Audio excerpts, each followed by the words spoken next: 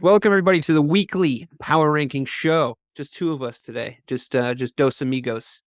I am your host, DK Sizzle, Dave Clark. I'm here with the real BK Bob Kelly. But essentially, the two biggest cogs in the machine that is the power rankings, because you make them, and then I fucking host the show about them. So really, we're all we need. Even though I did offer for anyone else that wanted to come on, everyone's too busy. So here we are. No one ever takes our offers. I feel like we have to we got to pull them on, bro. That's fine. I'm happy to be the underdog in this story. I like that. We're gonna bring the main character energy tonight, Bobby, and we're gonna talk about the fucking probably most difficult power rankings I would guess that you've had to make so far. It's been a pretty drunk NFL season again. Like, we're gonna hit on a lot of the same themes that we do every week. There's storylines evolving. They might not be the storylines any of us expected, but they are definitely interesting narratives to follow along with. But this week especially, for the how typical it's become for the teams that were supposed to win to lose and the teams that were supposed to lose to win, for how typical that's become, this is still a very atypical weekend. So let's get right into it. I see that you have, oh my God, did I scroll all the way? No, I didn't. I was in our Discord chat. I was like, did I scroll all the way up to last week's power rankings? And then I was like, no, this is this week's. They're very different. Okay, here we go. You know what I should actually say? Last week's power rankings. Let's start there. Last week we had 10 Dolphins, which we decided on, right? We landed on the Dolphins. Yeah, we did decide on them. 9 Giants, 8 Seahawks, 7 Titans, 6 49ers, 5 Vikings, 4 Cowboys, 3 Chiefs, 2 Bills, 1 Eagles. Now, 3 Chiefs, 2 Bills, 1 Eagles has been ever present, really, it seems like, for the last few weeks. Has it been changed? Have things happened? Listen and find out. So let's start off with a bullet right away. Number 10. Fuck these guys, the Miami Dolphins. Honestly, I was in for the Cinderella story. I was in for the Tyreek Hill and Waddle dynamic wide receiver combo. The Tua's actually playing out of his mind. All the rhetoric out of their training camp in the offseason was true. And then they stole a game last week from the Chicago Bears. Like, they stole a fucking game. I'm not saying it was their fault.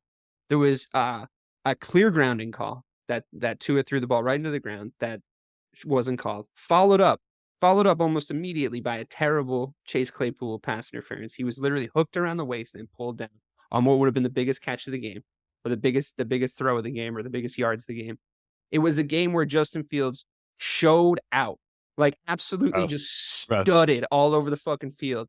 And the refs took that from him. The refs took his fucking breakout game from him. And I know it's not the Dolphins' fault, but by proxy, they're just going to have to grin and bear it. And also, I'm going to use this opportunity to just talk about the fact for a second. I hope you'll indulge me. The Bears offense is like super legit. It's super legit. So legit. And it's like, I can't believe we kind of knew they were, though, when they almost put up 30 on the boys, because no one puts up fucking 30 points on the Cowboys. We talked about no one puts up 30 points. No one. And that defense looked a little bit susceptible. Now, it does sort of seem like maybe it wasn't just the Cowboys like dynamic offense absolutely shredding the Bears defense. We definitely have some holes, especially since we've made some big trades. But fucking hell, can Justin Fields play? He's legit, man. His stock has gone from, like, I don't know, if you were to go 1-10, it was like a 3. Now it's 8 or 9. I would safely call him right now. Yeah, I agree. Thank you for saying that. It makes me feel like I've had a couple of weeks in a row where the losses have stung, but it's like, okay, they sting, but like, I like the direction we're going, so it's okay. I feel like you should. So, I don't know if you listen to PM, but Big Cat says, like, listen, I want Fields in a position to win these games. This is what I've been saying. That's perfect. This is what I've been saying for weeks, dude. But we need to lose. You know what I mean? Like, he's like, I'm okay with losing as long as Fields looks, because we have our own draft pick. I understand why he's saying that. Right. But and I do get that, and I do want, I would love to see that draft pick used on a guy to build a defense around, like a guy that, like, what you guys getting Fitzpatrick, like that's sort of a pick where you can just sort of say, like, we're gonna build an offense around the identity of a player that comes out in the first 6 picks of the NFL draft, which I love, but I still hate watching the team lose, if that makes sense. So I think on that note, I guess let's talk about the actual power rankings. So for better or for worse, all jokes aside, the Dolphins won another game. I think too, it does look like essentially, a lot of dudes could make those plays with those weapons, but he's the one doing it, so you can't really take that from him. And the Dolphins do look better when Tua is their QB. So on the pendulum, let me ask you, on the pendulum swinging between Tua being possibly a guy that could get this done for this organization, maybe not this year, but at some point, and him definitely not being the guy, considering some of his play over last season, where are you with him? So I'm a what have you done for me lately guy. And this year, man, Tua's stats stack up with the best of them. You can't deny what this dude is doing. Like, I know he has Hill and Waddle. I get it, man. But for you have those two speedy wide receivers, so you have to be accurate with these passes, because that's what makes this offense so electric. And how do you do that? You get one of the most accurate quarterbacks in the NFL. And I feel like that's what Tua's kind of solidifying himself as, right? I mean, he's like 72% completion percentage, right? Yeah. So he's putting up stats, man, that are legit number one quarterback, like top 10 quarterback stats this year. No doubt about it. Yeah. Yeah, no, I mean, I agree completely. I feel like their defense still needs a lot of work. I know they brought in Chubb, he's like a linebacker, right? Like an outside linebacker. Yeah. He didn't really look like he was going to come in and make an instant impact, like say Roquan Smith did for the Ravens. Like Roquan Smith walked into the fucking into the Ravens linebacker core and just absolutely started fucking making plays, which is what he was doing in Chicago. Like, kind of seemed like he was a Raven the whole time, didn't it? Yeah, I mean, it's similar. It's it's like if you're a guy of an organization like that, like the Bears, the Ravens, like these sort of defensive franchises, I feel like he was drafted with a certain profile in mind, and it's like you can probably make a 1-to-1 switch to Baltimore from Chicago better than you can. Like, I understand it's like we're not in the Ray Lewis Barnlerker era anymore, but like this is still like what these franchises' identities is and should be. So you go get a Roquan Smith in Chicago, he should be able to go play in Pittsburgh. He should be able to go play in Baltimore. He should be able to go play in these places. New England. He should be able to play in these places that like have sort of a defensive pedigree. Didn't really notice that with Chubb as much, but maybe the Bears offense, like we talked about, is just sort of legit, and like it wasn't really down to the Dolphins defense. But where do you stand on their team overall? Yeah, I want to compare them to kind of like we did last week with the teams that were left off, and I just want to see like the 49ers. Are you going to see the 49ers? Well, the 49ers are on here, so yeah, they are. Yeah, but like I thought that's because that to me, I think they have a similar profile. They do, yes, they do. But I want to. So, do you think? So, the Dolphins, right? So they have a suspect defense. You're 100% right about that. They've given up more than 30 points multiple times this year. Yeah. They give up more than 30 points to the Lions. So yeah, more than I think that I mean, I'm obviously biased, but I think the Bears would have done that to a lot of teams last weekend. But I think that they still obviously have some holes that were exploited. Yeah, no, your offense is legit, man. I know it's great. we can talk about that in a minute. But Bengals Dolphins is Dolphins, right? Yeah, it's Dolphins. Titans Dolphins after that show out on Monday, still Dolphins, right? Yeah, it's definitely still the Dolphins. Right. It's weird because I feel like the fucking Bengals like dog walked a team too, and it's still like they're so trick or treat. It's like hard to trust them because it's like, what are they going to look like next week, right? Yeah. So the Dolphins are like becoming weirdly trustworthy. I think is sort of where we're getting to with this conversation. Like Tua is like starting to make me like trust him a little bit more. Like the coaching staff is making me trust him a little bit more. Like there's teams on this list that I wouldn't trust as much as the Dolphins, but I understand why they're ahead in the power rankings, if that makes sense. There's also this sort of ingrained thing of like thinking the Dolphins suck because I wasn't alive in 1972. You know what I mean? Like it's like they've just always fucking sucked. So it's this thing of You're like, just okay, Jay Fiedler and like those huge ass ears, and it's like, and then watching the Patriots just like use it as a practice squad game, like for 15 years and living in Massachusetts, and it's just like, it's hard to believe that franchise has been turned around because like as far as cultural identity goes, like that was you're starting from scratch, bro. And I gotta say, what a move to bring in Jeff Wilson. I have to. That's going to be one of the more underrated deadline moves. To bring in a dude that's familiar with that zone run, right? Is just it's you were talking a lot. You were talking a lot about that sort of zone run. working across the NFL. We were talking about that in the Discord. It's and this thing of like the 49ers do it, the Dolphins do it, speedy dump and run guys, like kind of sort of littering your offense, and that being you don't even really need like stud blockers in those systems, right? Like you just have guys that know the scheme, get to where they need to get to, and just like make the key blocks because you're trying to read the defense with it. And it is all about having, I think, these fast as fuck boys. It's crazy how fucking fast that Dolphins offense is. It was like so painful to watch. It's like them just like light up my team, right? Moment of the week though was McDaniel telling Fields to stop it. I love that. That was great because you listen. I've you know exactly what that sounded like. I feel like I've had that happen in my life where someone's like, "Stop it, hey, stop it, stop it, stop it." I also I like the fact that and just to touch on the Bears just one more last time. I'm so sorry. I'm just excited about it. I enjoyed listening to the commentary team be like, and sneakily they have the most salary cap going into the offseason of any team. And I was like, been saying that. And then they were like, and they probably have a pretty high draft pick. They have like their second and third rounders. Like they moved on the Baltimore second rounder, but it seemed like they went and got Claypool. So let him learn the offense and we'll see. But it's Fields to me. There's going to be a theme across this podcast as there is every week when we get to the Vikings and the 49ers and the Seahawks probably. Like these teams where it's like, I mean, you guys are good, you're legitimately good, but unless you have that dude at QB1, you're not winning shit. Like, I mean, I don't even think Matt Stafford's that dude, but he had that dude. I think Fields is that dude, man. I think he just seems like the kind of guy that might actually be.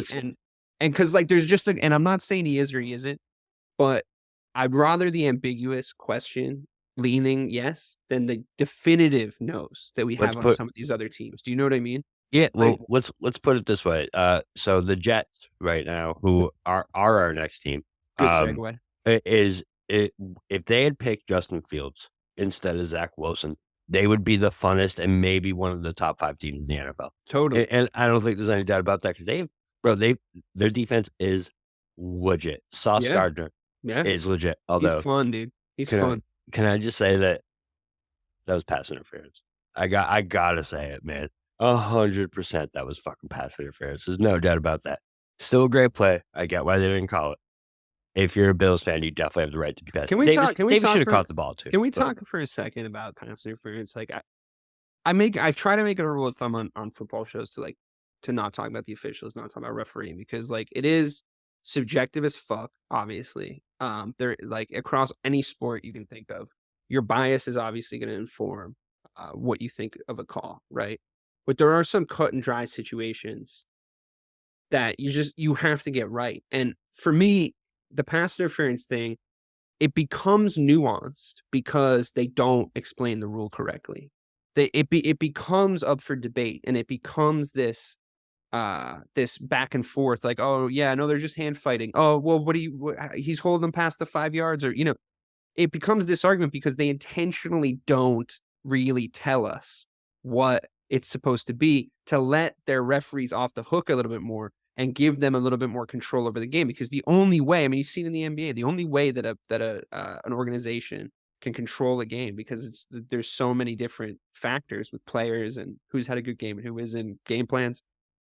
The only way they can affect it is via the referees. And I'm not saying there's some sort of grand conspiracy in the NFL, but if this rule was outlined a little bit better, we could maybe just make these calls like, there'd be a little bit more accountability. Because like, what happened to you got to turn around, for example, just Pora Hempla.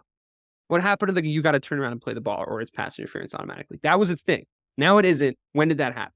I feel like it should be a thing. It's still technically, the thing is, it's like, it's not, it hasn't been like taken out of the rule book. It's still like in the, like on paper should be the call, but it is.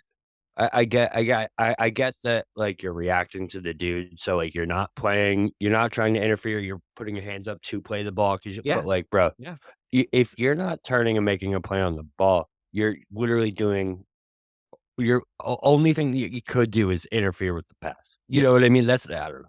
But yeah, I completely agree. I think it's just, it's a rule that has made the NFL look fucking stupid in recent memory. We remember the was it a playoff game or like a game to get a team into the playoffs where it was like, I think the Bengals were involved, where it was like the worst pass interference call right at the end of the season or at the start of the playoffs. No, it was the NFC Championship game. Was it that big of a game? It was the Saints and the Rams. That's right. Remember? That's right. That's right. Yeah, Literally it's all coming back to me now, and it just wasn't called right.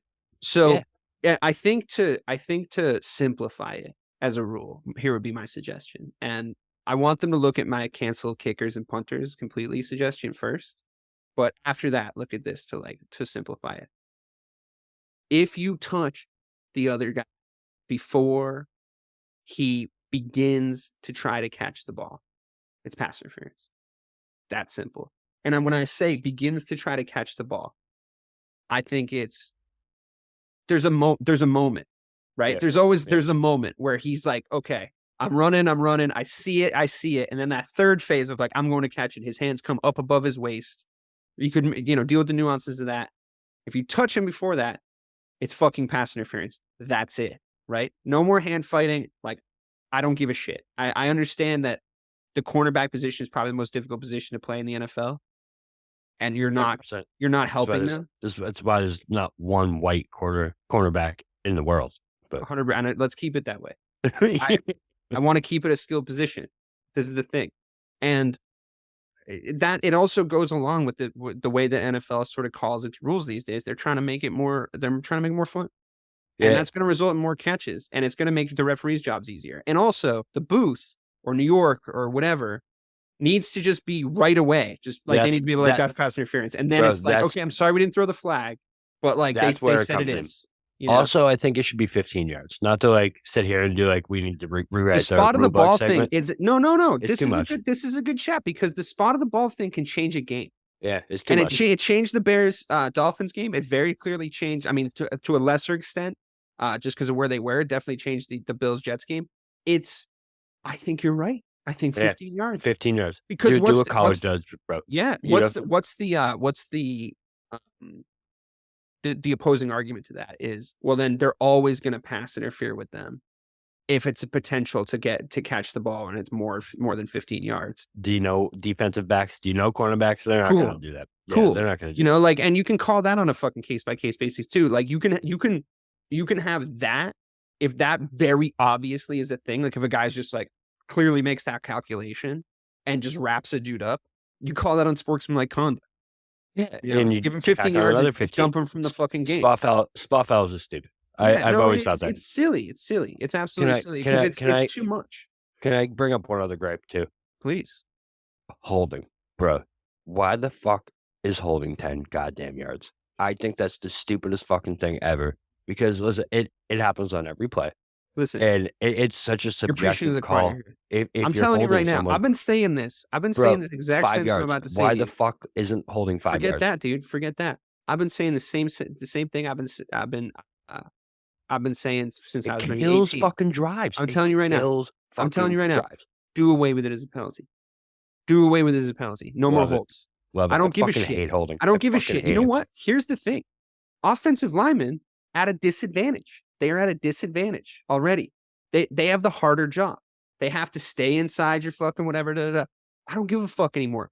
If you want to sack the quarterback, it's going to be difficult. It's going to be difficult. And maybe they'll hold you or whatever the fuck. But I don't care. Fucking do away with it. Just do away with it. If you want to sack the quarterback, you got to steamroll that guy in front of you. You got to fuck him up. And you got to get to the quarterback. And he tries to hold you, but he can't. How many times have you seen that? Those sacks happen all the time. Where they're getting held, but the dude's just such a monster. He's getting to the QB. That's what's happening. There's nothing you can do about it. You can hold him. You can pull his jersey. He's getting there. That's the kind of sack I like anyway. Fucking hold him if you want. I don't give a shit. Holding for everybody. Everyone in the bar gets a hold. I agree. I agree wholeheartedly. And it just changes games. There's too many fucking games. It just, bro. The better team loses when those. Especially with the Cowboys. I don't know. Especially with the Cowboys in my life. There have been so many games where the outcome, the momentum of the game, like you feel it, bro, because you get like a huge run. And football is such a yes, bro, let's go. We're here. Holding. Yeah. On fucking Flozell Adams on the Cowboys. You know what? Another one that needs to go? Blocking the back. Get that out of here. Everyone can block in the back. Isn't that safe now? It's safety issues. Yeah, like they give a fuck. And then, like, I mean, Yeah. dude, you're fucking telling me, bro. How many kick return and punt return touchdowns have you seen since Devin Hester made it a cheat code and they had to change all the rules? Yeah. And they were like, Yeah. oh, we're kicking off like from a different place now. And like, it's just all fucking touchbacks. And it's like, cool. Like, nobody's returning kicks anymore. I'm at the point where kick returns are, I'm like, I feel like the numbers are probably, you're more likely to fumble than score a touchdown. Like, don't ever return it. Just fair catch it every single time or let it bounce. Okay, so if we're just going off on the tangent, I'm gonna give one more. Why the fuck did they change overtime so both teams get the ball and shorten it by 5 minutes? Can anyone fucking explain that I to don't me? understand. Can the anyone rules at all. explain to me that they're like, all right, we're gonna give both teams the ball, but we need to shorten it, and then if they don't score, they tie. Like I just never. So why the fuck are you doing that? Why the fuck did you? I got an shorten it? idea for this too. I got an idea for OT also. I think you get 15 more minutes, right? But you can't kick field goals anymore. That should be Only the rule. touchdowns. Only touchdowns. I fucking And love it. And it's not sudden death. It's not sudden death. It's just 15 more minutes and whoever's up at the end. And then guess what? If you're still tied, you play 15 more minutes and nobody can kick field goals. And then if everyone's still tied, you put sorry, someone's gonna score. So like let's fucking see. Like let's no extra points either. 2-point conversions. No, just touchdowns. 6 pointers. 6 pointers. That's it. You gotta do the extra play. All right, fuck it. Yeah, 2-point conversions then. 2-point conversions. Because that's cool. Because then everyone has to go for 2. It's like college football. It's like college football when you get to like the 5th overtime. Which leads me to my larger point. Make that always the rule. No more field goals. No more punts. Just take them out of the game. That's your initial break the ice. Take them out of the game. Break the ice. 4 downs. It's going to make it a higher scoring event if you do that. You're going to score more if you do that, right? It's like, think about it. 21-7 is 3-1. But kickers do add excitement. It does. The least athletic man on the team should not be able to decide the game. The dude who has the least amount on the day should not be able to decide the game. The guy. Yeah, but think about the big moments, those big kicks. Think about the big moments we didn't get. Think about the big moments we didn't get because kicks happened that are way fucking cooler. But him missing it is still a big moment, right? I understand, but like if he wide right, it's wide right. If you take kicks away, listen, how many catches did you see? I've said this from day one. This is double doink PTSD. From that moment, you had this theory in your head. Don't pre double doink. You had a theory, and then after the double doink, you're like, it's no longer. Don't make light of this definite improvement that would happen in the NFL if they did my rule. Think about the catches you haven't seen because they chose to punt or kick. Think about those catches that you haven't seen it. They're gone. They're lost in the ether because they had to punt or kick. Anyway, we got to talk about the fucking New York Jets. Yeah, sorry. We can't rewrite the game of football on this podcast. We can. It's just a matter of if they'll listen. We can make a better game. Oh man, there's some rules in there. Okay, number 9, New York Jets with a big dub over the Buffalo Bills. We're on number 9. Jesus Christ. Yeah, we gotta pick up the pace here. Okay, cool. How about them Jets, Bob? Yeah, no. I mean, bro, going into this week, this was the Jets were the first team I've ever seen 4-1 odds, and they were 6-2. Like no, or is that what they were? Yeah, 6-2. No one expected them to fucking win this game. I didn't expect them to win this fucking game. Did you think Zach Wilson was going to be able to beat Josh Allen? Right off the bat, can I just like posit something to you and you can either agree or talk me out of it? But like, I don't know if they won this game. I think the Bills lost this game. I know it's a little bit of a cliche, but like they didn't look like themselves. I just think if a real Buffalo Bills performance gets turned in and not whatever the fuck that was, then the Jets don't win the game. Yeah, what was up with Josh Allen, bro? He looked weird. And he even said it afterwards. He was like, I had a terrible game. And like, sometimes you just have a bad game. And I don't know if I'm reading any more into it than that. Was it like we said, was it quicksand? You think it was that first pick was inexcusable? Yeah. You know what I mean? I just think he was like a step behind. He just looked like a little bit of a step behind. He wasn't quite 100%. Like he wasn't anticipating things properly. He clearly wasn't reading defenses properly. He was holding the ball for too long at times. Without making a move or doing something like he normally does, like just making something out of nothing and making a play happen. Like he he wasn't seeing open guys, which is super weird for him. For like any of the top 5 in the NFL QBs to have that damning shot of like Chris Collinsworth is like, let's see from behind the QB here, and it's just like there's like 3 dudes on slant routes just wide open, and Josh Allen's like looking over to the corner of guy who's like covered by 3 dudes, and you're like, it's like the Madden view, and you're like, dude, what are you doing? Just throw it to the open guy. And I feel like my overall point, I guess, is it was more the Bills sucking than the Jets being good. Not to take anything away from the Jets, because I do think that they look like a good football team, and I really do like their defense, like you said. And maybe it's them that threw off Josh Allen, and maybe it's them that were throwing a lot of looks at him, and the Bills in general are making them look weird. Or, I mean, talk me into this big flawed Bills team. Like maybe they're just like that big flawed team that just doesn't ever really get it together. Go all the way. I don't know if you remember when we first all got together, the Bills, it was like the start of the Bills uprising from like average, mediocre. They beat the Vikings on like I remember. I never believed in them at the beginning, Mm-hmm. and I just feel like that Bills team that I've always been like, listen, just bullshit things happens to them a lot. Like not a lot, but like it creeps back in every once in a while. You remember that Jags game last year when they lost like 9-6? There's a flaw in the DNA or something. Yeah, they're just fucking weird, man. Like if I said to you, like if I had a time machine and we went 5 years in the future, and in 5 years, both the Bills and the Dolphins are similarly constituted, with their big players remaining the same and their coaching staffs remaining the same, but the Dolphins are clearly a better team. Would that be the craziest thing you've ever heard at this point? I don't know. No, I'll even add in one more. In the Jets, the team that we're actually talking about, number 9. I think the Jets, if you were to add up everyone's team, because of the defense, if they can keep that together, bro, defense has a word I'm thinking. Defense sticks around for a long time. Yeah, you know what I mean? When you can build a core of a defense, it's more about personality, chopping and changing personnel around a core group of guys, and around mentality in a defensive locker room, around like a mindset, exactly. So and a culture, as opposed to an offense where you're like, no, you got to go get yourself some studs that like clearly make some shit happen. If it's not Zach Wilson, if the Jets, oh Jesus Christ, if the Jets, calling me that, I'm just a man. If the Jets can get a quarterback that, if you were to grade a 5 to 7, right now I say Zach Wilson's like a 3 to 4. If they were to get like a 5 to 7 guy, I feel like this team is legit, man. If you were to give me 5 years into the future of any of these teams, the Jets are a tough argument not to make, man. I got their Sauce Gardner is a generational bashing on your mic. cornerback. I can really hear you. I'm sorry. Sauce Gardner is a generational cornerback, bro. Generational. Yeah, he really is unbelievable. He's really so fucking good. And I think those guys, but the thing is like you said, and we've talked about this on this exact show before, it's like you can build a defense with second round and onward draft picks, and you can build a defense with like smart free agency signings and good coaching. You can't go find that quarterback that you're talking about. Like, where is that guy? Everybody wants that guy.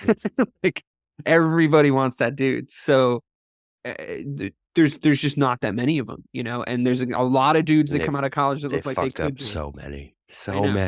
Yeah. And there's a lot of dudes that come out of college that look like they could be, you know. Like, I remember I could quote you some very serious Brady Quinn conversations that I heard in my lifetime. You know, there's guys that look like All-Americans in college that come out and that do fuck all. So you have to punt a whole year at high draft pick to go find a guy like that. Or the alternative is you, I guess, become a team where you win really close without it, and then the quarterback becomes a free agent and goes like, I could go there and win. Like, there's a team for me to plug and play, which is sort of the Tom Brady era, the new Tom Brady era move. But I don't know. Like, is there a ton of movement of QBs in the NFL? Real good QBs that works. No, I mean, like, Tom going to Tampa worked. That's the only one though. That's really one of the only ones I can think of. Like Russell Wilson is a spectacular failure in Denver. It's a horrible failure. But Favre, I guess Peyton going to Denver. Peyton to Denver, yeah. Favre to Minnesota was pretty worked good. For like a second. Worked for like a second. Then Brett Favre showed back up, and you know, to his Yeah, he's thing. like, I'm gonna fire it in there, and it's like, dude, there's 6 people there. Across Don't do it. my body to the other side of the field in the NFC Yeah. Championship. Nothing ventured, nothing gained, I guess. You fucking thieving bastard, Brett Favre. Yeah, no, I mean, I can't think of one. So it's just they got to figure out how to draft the quarterback because the last 3, Zach Wilson, they picked with the 3rd pick. Sam Darnold, they picked with the 3rd pick. Geno Smith, they picked in the 1st round. But listen. but-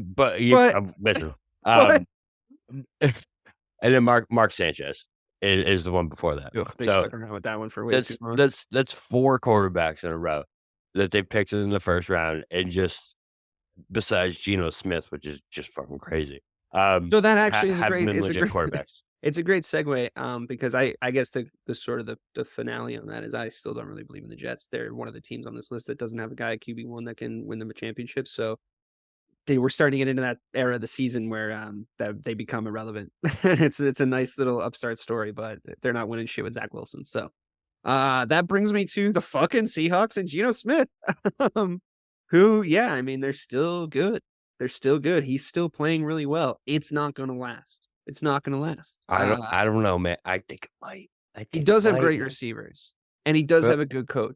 And it is sort of revealing that's a system where like a guy can come in and be really highly competent and almost above average in that system. If they needs to if take they a haven't step really back. do it. Yeah, He needs to take a step back and let his fucking star receivers do their thing. Yeah. Let Ken Walker do his thing. Yeah. And this defense, it came out of fucking nowhere.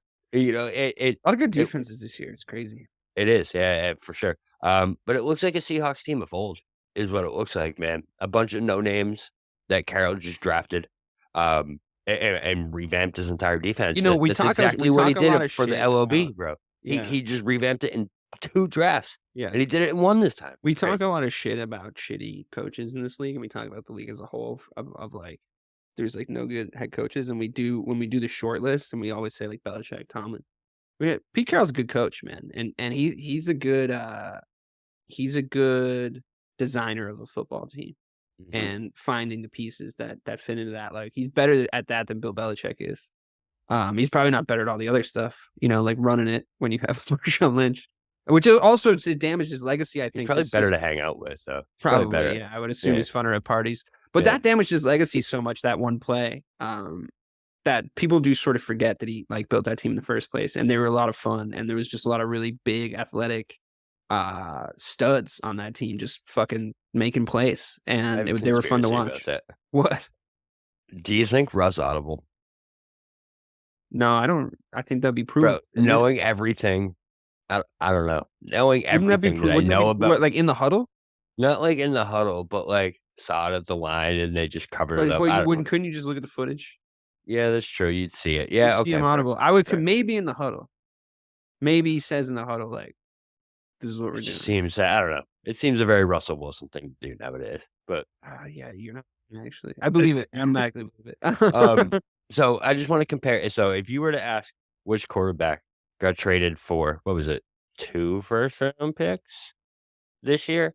One quarterback A, 75% completion rate, 113.2 quarterback rating, 9 touchdowns and 2 interceptions. One's Geno Smith and one's Russell Wilson. Yeah. Ready? Russell Wilson, 59.4, 82.8, 4 touchdowns, 3 picks. Wow. So Let's ride. That's terrible. That's really terrible. And he's his stock on social media is really, really low.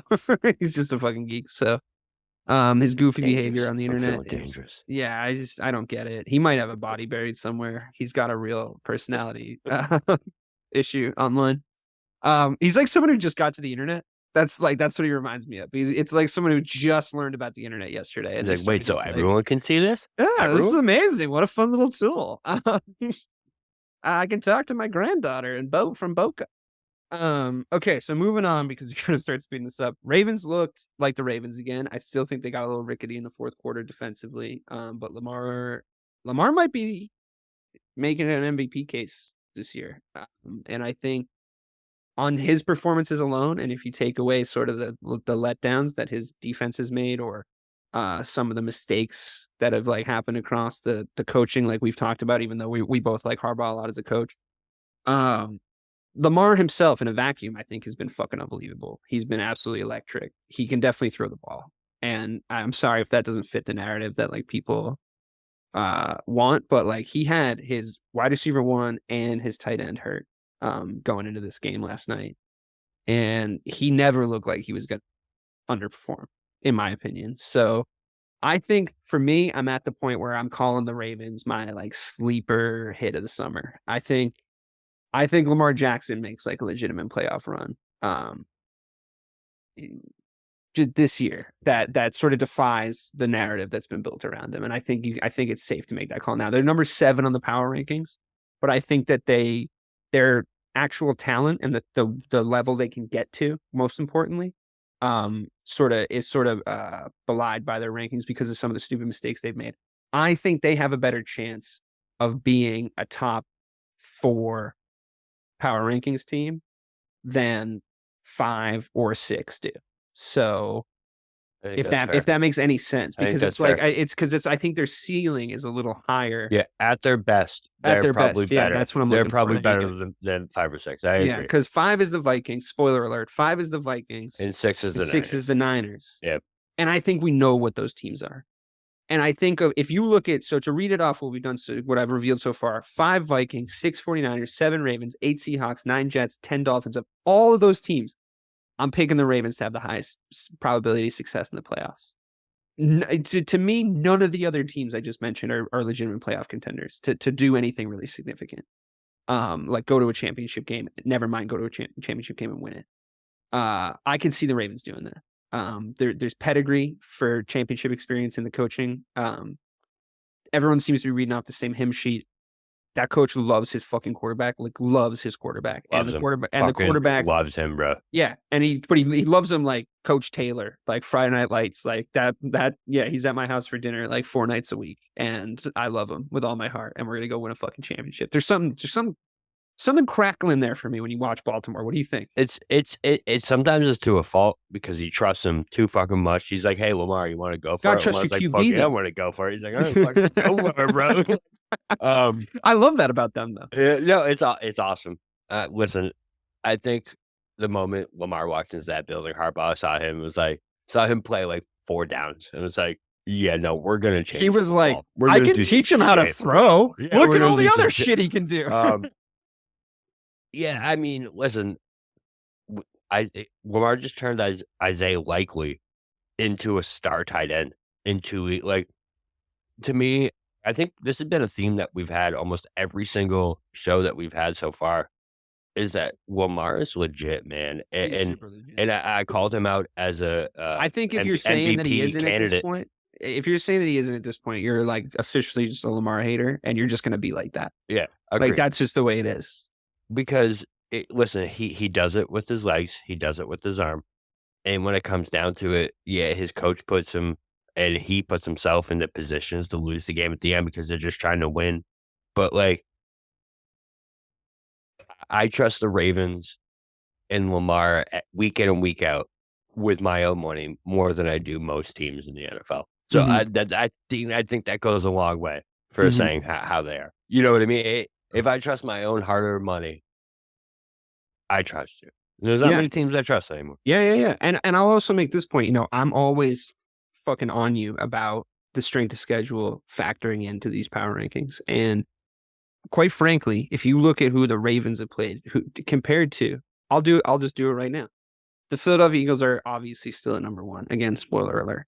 But if we compare their strength of schedule, I think it will reveal quite a lot. So let's just do that real quick, because the Ravens have beaten the Jets, who are on this power rankings, right? They beat them 24-9. They lost to the Dolphins, but the Dolphins are also on this power rankings, so that's a top 10 team that they lost to. It was a crazy game, too. And it was a crazy game, and 42-38 was a shootout. They could have won had they like not blown the fucking fourth quarter, whatever. They beat the Patriots, who I would say are probably thereabouts. I don't think the Patriots, bro. Yeah, they're the Patriots. Right. There you go. I mean, they're probably not below top 15. Tough to beat every week, though. Yeah, of course. Like, no, that's still a statement win. They lost to the Bills, who are on this power rankings, obviously, and a fucking wagon. We've talked about them already. So no shame in that. Beat the Bengals, who are probably our number 11 right now, as we've discussed. Like this is the top 10 power rankings, but they probably lost to the number 11 team. Oh, I'm sorry, they beat the Bengals, so they probably beat the number 11 team. They lost to the Giants, who have been thereabouts on this power rankings, but obviously, they struggled a little bit in recent years, but they're probably 12, right? So they're still a top 15 team, right? They actually might be 11. But they beat the Browns, who probably are nowhere near this top 15, but that's the first team we've come to. They're not a top 15 team, as we've discussed it. Browns are a little frisky, though. Yeah, they could be frisky. They beat the Bucks, who I would still definitely consider a top 15 team, maybe 13. I'd say they're probably 13 if we're talking about Tom Brady and the Buccaneers. And they just beat the Saints, who are probably one of the worst teams in the NFL. But, you play who's in front of you. So that's two teams. The Saints were number 10 week 1. I mean, right. I mean, they're definitely not. They're awful. But they're 6-3, right? And they lost to 3 good teams. And those 6 wins, they've beaten 6 relatively good teams with a couple of maybe exceptions, right? That strength of schedule tells me they're fucking legit. Now, you take the Philadelphia Eagles, right? And I gotta have Craig cut this part out because I should. Yeah, whatever. You take the Philadelphia Eagles and their strength of schedule to beat the Lions. Everybody beats the Lions.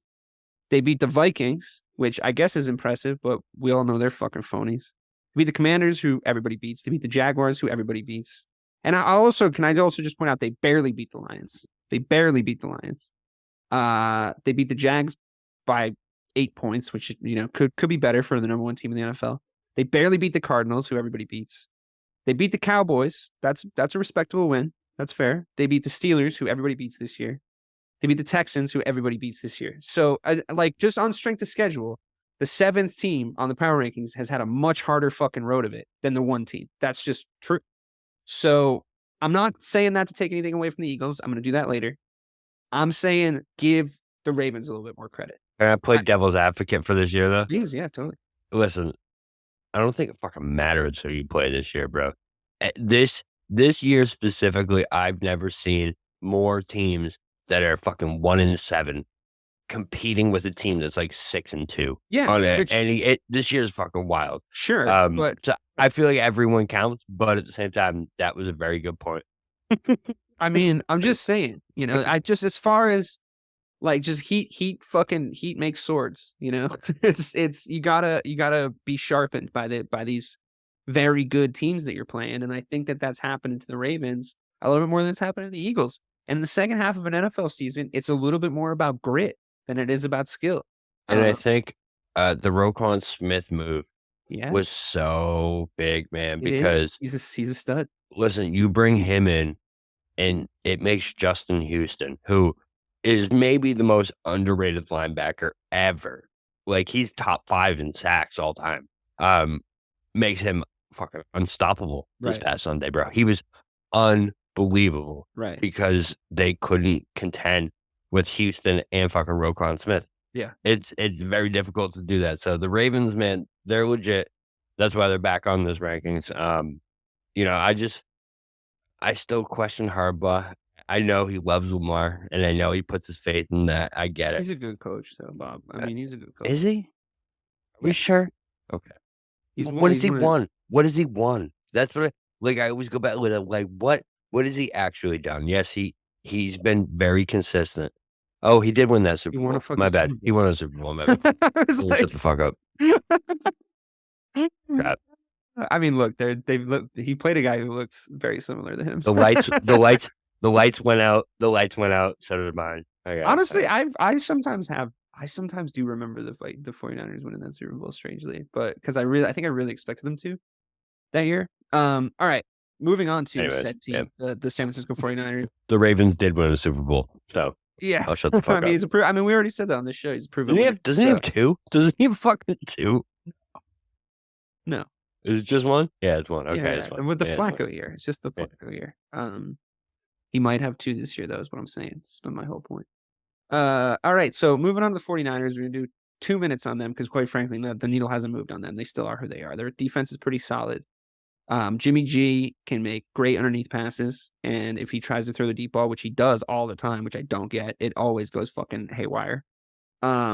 They were able to beat their toughest divisional matchup in the Rams in the first time they met, and they looked like they executed a really good game plan. And now I think losing to the Rams in the way that they did, that's more damning because I don't think the Rams are very good. So the Rams are garbage. So to lose to them, I know it's a divisional game and sort of it's, you're going to beat each other up a little bit, but that made me kind of take pause on the 49ers and Jimmy G, especially them losing in the fashion that they lost. What do you think? I guess the question I'll ask you is, do you see upward mobility coming for the 49ers in the power rankings? Do you see them hitting 5, 4, 3, 2, or 1? Or do you see them sliding more in the 7, 8, 9, 10 direction? I think they're right where they're supposed to be. I don't think they're going anywhere, to be honest. I think they're going to stay right in that middle pack, man. This team is what you said, exactly what you said. The way I can see them taking a step up is if Christian McCaffrey gets 25 to 30 touches a game. Obviously, that's a huge upside for them, but it's the injury thing that freaks me out there. 100%, completely agree. But if he's healthy and he's getting it's possible he could have 200 all-purpose yards every game the rest of the season if he's healthy. I know, right? It actually is. Because with Jimmy G, bro, he's the perfect fucking running back for Jimmy G. Why? Because Jimmy G drops you're not back. asking Jimmy G to you're not asking Jimmy G to fucking win you a game. That's why you're asking Christian McCaffrey to do it. But yeah, I mean, I think I would hope they don't have the hubris to not do this, but the way that Patrick Mahomes and Tyreek Hill, I know that Tyreek Hill being a wide receiver and Christian McCaffrey being a running back. Is he really a running back, though? Like, he's just an offensive player to me. Like, that's how you got to use him. And I think how Pat Mahomes and Tyreek Hill used to hook up is the model that you should be basing your entire Christian McCaffrey, Jimmy G hookup. I know he's not Pat Mahomes, but he can make those dump off passes. He can make those underneath throws. And if they start to make that happen and let Christian McCaffrey run downhill, and you kind of have to take your balls in your hands a little bit and just hope he doesn't get hurt. Well, we haven't even seen Debo and McCaffrey healthy together either. That's true. I mean, they have a lot of weapons, man. I like Ayuk. I like Debo. I like Christian McCaffrey, obviously. Yeah, they have a lot of weapons. They literally Jimmy G better not fuck this up. Well, they literally found the two weapons that are perfect for Jimmy G because Jimmy G doesn't need to throw it more than 15 yards for the rest of the season. It should just be slants. It should just be outs. He shouldn't throw it more than 15 yards for the rest of his career. There we go. Even better. His deep balls are so bad. Anyway, we're not doing a Vikings segment because I'm just like you don't want to talk about Kirk Cousins pimping out on the fucking plane at 2:30 in the afternoon. No, because what we've decided already about the Vikings is that I heard somebody say on a different podcast that shall not be mentioned that he was like, yeah, I got a buddy in Minnesota. I was like, it's weird, the Vikings, right? They're winning all these games, but like, I don't really believe that they're going to do anything. And the Minnesota Vikings fan was like, yeah, nobody in Minnesota is excited. They all know. They all know that they're going to fucking end up sucking and Kirk Cousins is going to fail in prime time. Like, everybody knows. So since everybody knows, and we've had this conversation every week for the past 4 weeks, I don't think the Vikings deserve any more airtime. That end is nigh. And, hit me in the comment section if you're that mad about it. You're in Minnesota. You're probably mad about everything. So moving on, what we're going to do, fun little game that we always do, because we also have another little surprise to fit in at the end of this show. We have been taking 3, 2, and 1 and doing a little segment about them. It's 4 now. Or we're going to go 4 now because the Bills have dropped down to 4. The Cowboys are now in 3rd. The Chiefs are 2 and the Eagles are 1. Can we just make that note? I know we're running along on time. No, we're fine. The Cowboys jumped the Bills. That's pretty notable, no? I mean, okay. Some caveats. The power rankings are made by a Cowboys fan. The Cowboys did not play. I try and take that into a negative effect, though. I underrate the Cowboys. The Cowboys didn't play, and the Bills lost the game to the Jets. So the Cowboys didn't jump the Bills. The Bills fell behind the Cowboys. So and another reason why, since the Cowboys didn't play. No. I mean, I think the Cowboys have earned their spot. I think if you make the spot, you've earned your spot. I think if there's an argument to be made for you being at that spot, then that's all that matters. What I think we're going to see actually happen right now in real time when we play our little game is 4, 3, 2, and 1, Bills, Cowboys, Chiefs, Eagles, right? What we have there is we got 2 NFC teams now, and we got 2 AFC teams that make up the top 4. I like it. So I'm going to ask you this question. Bills, Chiefs, you flip-flopped. I think you're 2 Bills, 2 Chiefs on the last 4 weeks of us doing this. You picked the Bills twice. You picked the Chiefs twice. I've been consistently Chiefs. That has not changed, just to spoil that part of the segment. Because you got to put some respect on Pat Mahomes, man. Like Josh Allen needs to win something to be in sort of any sort of conversation where there's a debate about their rivalry. That's just it. So Bills play the Chiefs in the AFC Championship game. Who do you have more faith in this week to go to the Super Bowl? I think the Chiefs. I think I'm back to the Chiefs because Okay. this week I had this thought in my head, bro, that if you took Pat Mahomes, right, and you took his weapon, you took his security blanket, you took his big play guy away from him, and he's still fucking Pat Mahomes. Yeah. If you take Stephon Diggs away from Josh Allen, is he still fucking Josh Allen? No. What do you think? No, right?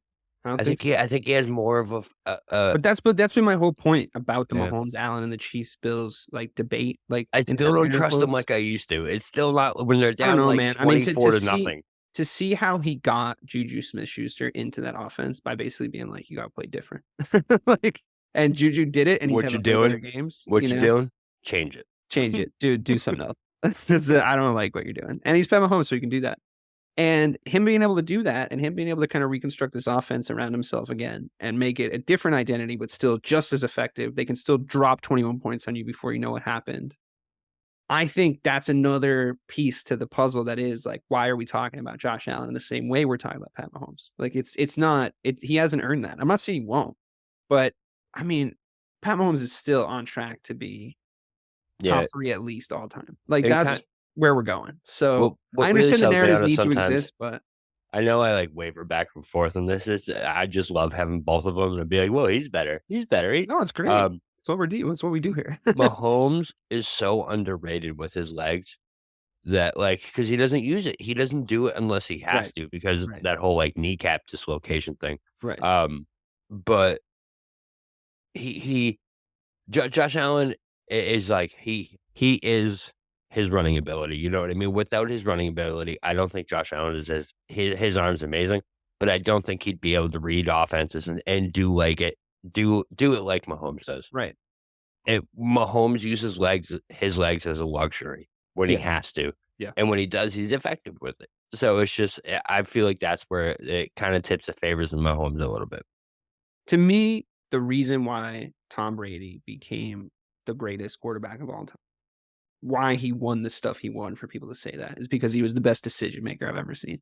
Like sometimes he was in situations where there was no good decision, but he would always choose the best bad decision. And sometimes he was in situations where he had to make a series of amazing decisions, and he would do it every time. Almost every time. It was tough to bet against him. I see that in Pat Mahomes almost to the same degree. Almost. It hasn't been fully proven yet. Obviously, he hasn't been in all the same situations, but it's that plus incredible athleticism and unbelievable ability to throw the ball and weapons fucking everywhere. So and they both had really good coaches. So I think to me, if we talk about trust, if that's the theme of the day, there's nobody I trust to win me a football game more than Pat Mahomes right now. And the Kansas City Chiefs in general, because Travis Kelce's also a fucking beast. And a lot of the guys that they have on that team are great. Maybe their defense is a little suspect. Maybe you can make some yards on the ground on them, but I'm still taking them in an AFC Championship situation right now because of the Pat Mahomes, Josh Allen debate we just had. Now, to get to the really interesting one, we have an NFC champ. So we're sending the Chiefs to the Super Bowl right now in this scenario. Now, who are they going to face? What a championship weekend this would be. Probably the championship week. The best ever. Would this be the best championship weekend ever? Chiefs, Bills, Cowboys, Eagles. I really do believe in the Ravens. But yeah, so say this is the championship weekend as of right now. The Cowboys and the Eagles, I don't even know if it can happen. I haven't looked at the seeding and how all that shit works. But what does it look like if the Cowboys get to an NFC Championship game, considering the recent, not even entirely recent. What it looks like is me with a huge boner. That's what it looks like. But so it's a horrible sight. No, I mean, listen. First of all, they have to win. Do you know I've never seen an NFC Championship game? Yeah, I know. I've watched the Cowboys too. They Since haven't made one. since I've been a fucking fan, I've I know. never that's seen bad. it. But say it's Anyways, go ahead. so they have to overcome a lot of history, and they have to come up against a team that I don't know probably won't have lost that many games at this point. At that point, because they don't even really play anybody good. So they are both in the NFC Championship game. Try and take your bias out of it. Who are you sending to the Super Bowl? Seriously, and it's in an AFC Championship situation. You have to have the context here. Everyone's healthy. What do you got? What's scary is it's in Philly. It's Right. gonna be in Philly, and a Philly crowd Tough with a place to go. championship on the line Against the is Cowboys. is a different level. Yeah, right. But it's still the fucking Cowboys. This defense with that much on the line, I feel like will give Hurts trouble. What really scares me about the Eagles, though, is that run game, bro. Because we saw what the Bears just did to the Cowboys 2 weeks ago. I mean, And we it's do the have the same- most running yards in the entire NFL. But it's the same, bro. It's the same fucking offense. Same thing. Is Jalen Hurts and Justin Fields. They're the same type of quarterback. They're both, a little shaky with the pass sometimes. But when they get outside with their legs, they get into playmaking situations. They're fucking unbelievable. And then you have running backs who are dangerous. So the Eagles are dangerous, bro, especially to this Cowboys defense. So listen, my heart says Cowboys. I really see the Cowboys shutting Hurts down. But if Hurts takes that next step into the playoffs, I would have trouble making this call on championship weekend. If Eagles get to the NFC Championship, that means Hurts played well in a playoff game, and this offense played well in a playoff game. You know what I mean? That's also true. The Cowboys, though. I'll tell you something. That's true. So who are you sending? So wait, who's going? Cowboys. I'm sending the Cowboys. All right, I'm sending the Eagles, and I'll tell you why. It's not a personnel thing or a talent thing, football player wise. It's not the history of the Cowboys as much as you might think it's that. It's a little bit the context and the idea of them being in an NFC Championship game and how much I trust. Like you said, like Jalen Hurts has played well to get there, like that kind of stuff. It's about 15% that, and the rest of it, unfortunately, Bob, is Mike McCarthy. It's to me, it's just like I'm looking at I'm picturing Mike McCarthy in an NFC Championship game on the sidelines, just thinking up ways to fuck it up. Thinking up ways to doing one of those. Yeah. And it's in slow motion. See it. Like I can see him making really bad decisions in an NFC Championship game that lose you that game. But I can also see him doing it sooner and you guys not even getting that far. Does it change your opinion at all if we add OBJ? I don't see him. His leg is really fucked. I don't know. You guys do need another receiver, but no, it doesn't because, like I said, it's not a personnel issue. It's a coaching staff issue. Strictly McCarthy. Pretty much, yeah. I mean, your whole coaching staff, pretty much. I just don't trust that. And if trust has been the theme, that's pretty much where I am. So in the Super Bowl, you got the Cowboys, I got the Eagles, but we both got the Chiefs. Who is winning the Super Bowl? Cowboys Chiefs would be a fun ass Super Bowl. For Chiefs fans, yeah, I'd pick the Chiefs. I mean, I'm sorry. I do think I don't think we've seen this. I don't even think we've seen the best Cowboys yet. That's why I'm really high on this team because like their offense is just getting going. Pollard is just getting going. Zeke still sucks, but I feel like the Cowboys offense only has up to go. So I feel like they give them a game. But yeah, I'd pick the Chiefs. So the only thing that gives me a little bit of solace and a little more confidence is the Bucs beat the Chiefs rushing 4 and putting that pressure on Mahomes. And that's what the Cowboys can do. That's what they're built to do. Is shut down a quarterback literally with 4 to 5 guys at most. Yeah. So that's what gives me a little solace and a little confidence about it. But yeah, it'd be the Chiefs. So you heard it here first, folks. Bobby's high on the Cowboys. I'm just high. And nobody for the 9th week running has any faith in the number 1 team in the power rankings to win a Super Bowl still. I'll let you know when it changes, but we play this fun game every week where we try and figure out if we think they're going to win a fucking ring. And the answer has not been yes from anyone one time. So that won't do it for us because we've actually come up with a little bonus segment at the end of the Power Ranking show. As Bobby and I are both fucking degenerate gamblers, we have come up with a couple of fun little parlays for you guys to put on. We fancy ourselves betters and we do okay. So if you guys want to track our bets, we do it very differently. Very differently. We both bet very differently for sure. I don't even really believe in the parlay as a method, but it is fun. As always, please gamble responsibly. If you have any issues with addiction, you or someone you know, go to begambleaware.org and definitely go to a meeting because we don't want you to spend any money that you don't have. We don't want this to negatively affect your life, but it can be fun if you do it right. So without any further gilding of the lily and no more ado, I move on to the Dave and Bobby parlays segment. And next week I'll have thought of a better name for you. So Bobby, this is just a fucking trial run here. Bobby, why don't you go first? Tell us, you had 2 NFL parlays, yeah? Mm-hmm. All right, so Bobby's got 2 NFL parlays, and I've got 1 NFL parlay, and then one little mystery box one with some other stuff going on around the weekend. So why don't you do yours first, Bobby, then I'll do one, then you do one, then I'll do my last one, and then we'll call it a day. Sounds great. So first, before we get into it, I just want to announce that I did hit a fucking 8-leg parlay this past week. Oh, wow. Best betting hit of my entire life. Oh, wow. Stunning. Tom Brady almost fucking killed me. Literally almost killed me dead in my seat. Right. But he came through. 8-leg the GOAT, Look bro. at you. Look at you. All right, there's his credentials. Yeah. So my first one is a 4-leg underdog parlay. This is how I roll. I like to bet small, win big. Low risk, high reward. But so I got the Seahawks over the Bucks. We saw what the Bucks were this past weekend. I think the Seahawks are legit. Vikings over the Bills. Only reason, it's low risk. Remember that. Vikings over the Bills is they're 7-1. It's a see if you're legit time, and it's at 1 p.m. It's Kirk Cousins, 1 p.m. Kirk Cousins is the Superman. Broncos over the Titans. I don't really know if I believe in this Titans team. They look really good against AFC South teams. Look kind of crappy against other teams. We don't know if Tannehill will be back. Broncos, let's ride. And Chargers over the Niners. Herbert is Herbert. You were predicting him to be MVP at the beginning of the season. So who's to say he can't go in and beat San Francisco? He's not going to be, though. He's not. He can still beat San Francisco this week. All his receivers are hurt. It's 400 to 1.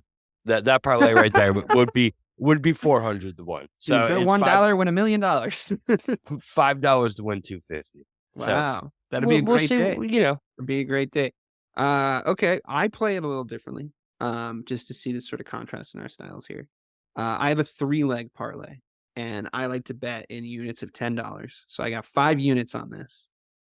The Chicago Bears money line against the Lions, which is at -150. I think the Lions look very gettable. I think the Bears are on a hit streak. I think they've kind of come into their stride. I think people score a lot of points on the Dolphins, and the Bears are scoring a lot of points. So that's -150. I got the Giants over the Texans because I think that's a gimme, and so does Vegas. That's -210. So the Texans are awful. The Giants are not. The Giants need to win this game to sort of stay in the conversation. As you heard, they weren't in the conversation tonight in the power rankings. And then I got the under Seahawks Bucks because I think if the Buccaneers win games, they win low scoring games, and I think the Bucks are going to win, but I'm not that confident. So I took the under 44.5 at -110. $50 bet on those 3, I think, likely scenarios, unlike the fucking pie in the sky shit you heard from Bobby, for $50 gets you $184.85. So that's my NFL parlay. Now listen, you want to be like Bob and go in all guns blazing. Power to you. More power to you. You're only throwing $5 on it. What's the big deal? But yeah, moving on. What's your second fun parlay there, Bob? So my second one is actually just for so actually it depends. I'll throw it out to you. So I have another bananas one, or I have another one that's a little safer. Do the bananas one. You want the Do bananas both. one? Just tell me both of them. All right, so I have an 8-leg parlay. This is $5 to win $1,000. Wow, that'd be a great day. Yeah. So Falcons -3 over the Panthers, Bears -3 over the Lions, Saints -2.5 over the Steelers, Dolphins -3.5 over the Browns, Bills -4.5 over the Vikings, Titans -3 over the Broncos, Cowboys -5 over the Packers, Chargers +7 to round it out Sunday night over the 49ers. I actually don't hate that. I think Right? there's a lot of smart bets in there because you told me the other one that you're about to tell the listeners, and I was like, that is not hitting. Because you told me that before the show, and I was like, no fucking chance. But Well, one that was the one I spread me just out. said. Yeah, that's not bad, right? That's good. Because if you look down that list, all those teams are pretty much should win those games. Sometimes And- there's no upset weeks. Sometimes that happens. Not this season in the NFL, but No, sometimes it happens. All right. Well, tell me the other one. So this is just for Thursday night. Cordell Patterson to score 2 touchdowns, and the Falcons to cover alternate spread of a touchdown, 6.5. It would be good for you if Cordell Patterson scored those 2 touchdowns because It not would be. only are we playing each other in fantasy this week, you would not trade me him. 8-1, baby. And your reasoning for not trading me him was, I mean, I think I'm doing okay. So that made you my mortal enemy in fantasy football. So I really hope I beat you this week. Although your 8-1, baby. team is a wagon, but I've done a little bit of restructuring. All right, to round this out with my last parlay, it is a non-football one in 2 of the 3 legs. At the football portion, I do have the Panthers +130 over the Falcons. It's a little bit of a punt. I'm not really sure who's going to win that game because I don't think either team is good. But I have seen the Panthers play really well more recently. So I think you kind of betting the odds and not the team in that situation. And I just liked them at +130. Liverpool beating Southampton. They haven't been great in the Premier League this year, but it's kind of a must-win game. And Southampton are terrible. And this is the last game. I believe this is the last Premier League game before we break for the World Cup. So I think they want to, put on a show. That's why it's -400, but that's why we're parlaying. And then my only lock of this entire sports weekend coming up. And let me tell you, this is a fucking lock. This is a lock and key on a chastity belt on a fucking maiden in medieval times. This is locked. All right. Just bet this on its own if you want. Dustin Poirier's fighting Michael Chandler. It's like the 3rd to last fight on the Israel Adesanya card this coming Saturday. I bet that it doesn't go the distance. And the reason why I bet that it isn't going to go the distance is because it fucking isn't. So put it in a parlay, bet it on its own, bet your fucking rent on it. That fight's not going the distance. What's the odds on it? Let me look here. It's pretty good odds for the fact that I know it's not happening. It's -220 to not go the distance. It's pretty good. Pretty long odds on a, the most fights go the distance, like most fights do. And it's only 3 rounds. So that's what's affecting it a little bit. But it doesn't matter. So doesn't matter. most fights go the distance, and it's -220. I would say, okay, so like in boxing, way more likely to go the distance, right, than in MMA. Right, of course. And Yeah, I don't have the exact stats in front of me, but in MMA you have 3-round fights. So a lot of those fights go the distance, right? A lot of the fights in the women's division go the distance because they don't, and this isn't a misogynistic statement, this is just true. as much power. They're not knocking people out. Right. And there's a lot of them that like cancel each other out. A lot of talent in those divisions, but whatever. But I would say like as you go up in weight classes, the likelihood of it going the distance decreases. So the Well, of heavyweights course. are always knocking each other out because they got those fucking tiny Well, gloves. it's like 250-pound dudes Just fucking fat rocking dudes, each other. it's one of the best things that can happen on a card. You're just like kind of spacing out on like a Saturday watching the early prelims, and then 2 fucking behemoths come out. You're like, someone's getting knocked out, and it's let's go. So that's a lot of fun. I love doing that on a Saturday. But yeah, that's the lock. And that was the power ranking show, everybody, with a little sousson of degenerate gambling at the end. Always fun, and we'll definitely see you next week. Thank you so much for listening. For myself, DK Sizzle, and the real BK, Bob Kelly. We'll see you next week. Thanks, guys.